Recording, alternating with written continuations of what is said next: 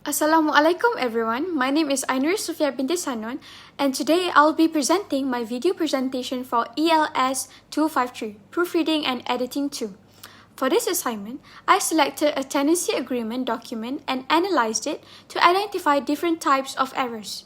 The purpose of this analysis is to evaluate the effectiveness of the document and determine whether the language used is clear, accurate, and appropriate for a legal agreement. Before I begin, let me briefly explain the structure of my presentation. First, I will introduce the original document that I selected. Then, I will provide an overall summary of the document. After that, I will discuss the types of language errors that I identified, including word choice, spacing, and grammar. Next, I will explain the content errors and context errors found in the document.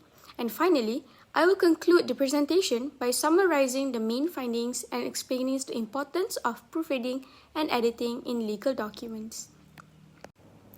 The document I selected is a tenancy agreement between a landlord and a tenant. A tenancy agreement is a legal document that outlines the rights and responsibilities of both parties. It includes important information such as rental payments, deposits, maintenance, responsibilities, property usage, and conditions for terminating the agreement. Because tenancy agreements are legal documents, they must be written clearly and accurately.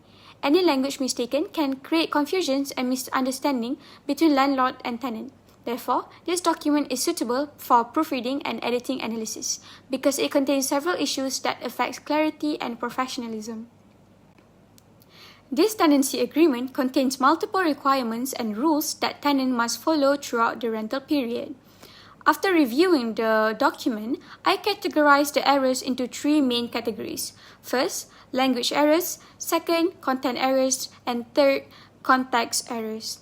For each errors identified, I provided a correction and a justification explaining why the original wording was problematic. My analysis focuses on how these errors affect the readability, professionalism, and effectiveness of the document. During my analysis, I identified a total of 26 language errors.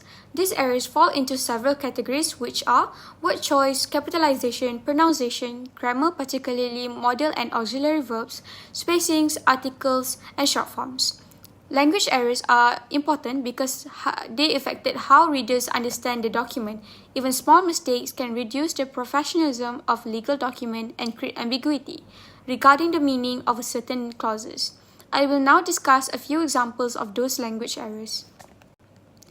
The first example involves word choice. The original phrase is "the amount will less any monies." This sentence is grammatically incorrect because the word less is not functioning correctly as a verb in this context. Additionally, the word monies is not necessary because monies is generally treated as an accountable noun. As a result, the sentence sounds awkward and may confuse readers. This example demonstrates how inappropriate word choice can affect clarity and grammatical accuracy. The second example involves spacing. The original word is handover. This was corrected to hand over. The reason is that handover is usually used as a noun, while hand over functions as a verb. For example, a person can perform a handover, but they must hand over the property. This example shows that spacing can change the grammatical function of a word. Although it may seem like a minor issue, incorrect spacing can affect the accuracy and professionalism of legal writing. The third example involves grammar, specifically the use of auxiliary verbs. The original phrase is "not smoke." This was corrected to "don't smoke." The original phrase is incomplete because it lacks an auxiliary verb. In English, negative commands require the auxiliary verb do, which becomes don't in its contradict negative form. Without the auxiliary verb, the instruction sounds incomplete and ungrammatical. This example highlights the importance of correct sentence structure when giving instructions or prohibitions in legal documents. Next, I will discuss content errors. The first content error concerns the tenancy period. The agreement states that the tenancy starts on 1st January 2025 and ends on 31st December 2026, while also describing the tenancy period as 12 months. This creates a contradiction because the dates indicate a period of almost 2 years rather than 12 months. This inconsistency could lead to disputes regarding the actual duration of the tenancy. The second content error involves the tenant and occupier having the same name and Ainuriz information. This creates redundancy and confusion because it is unclear whether the tenant and occupier are intended to be the same person or different individuals. Legal documents should clearly define each role to avoid misunderstandings.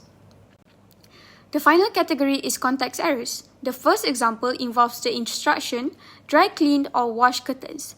This instruction is vague because it does not specify the expected cleaning standard. A more contextual appropriate instruction would specify that the curtains should be professionally cleaned before premises are returned. The second example is the phrase funeral and worship goods. This wording may be unclear or culturally sensitive because it does not clearly define the item being prohibited. A more appropriate phrase would be religious items or ceremonial items, depending on the intended meanings. These examples show that the context is important because readers must understand the intended meaning without confusion. In conclusion, the tenancy agreement contains numerous language, content, and context errors. These errors reduce the clarity, professionalism, and legal effectiveness of the document. Language errors affect grammar and readability, content errors create inconsistencies, and context errors can result in ambiguity or misunderstanding. This analysis demonstrates the importance of proofreading and editing, especially in legal documents where accuracy is essential. By correcting these errors, the agreements become clearer, more professional, and less likely to cause disputes between landlord and the tenant. That concludes my presentation.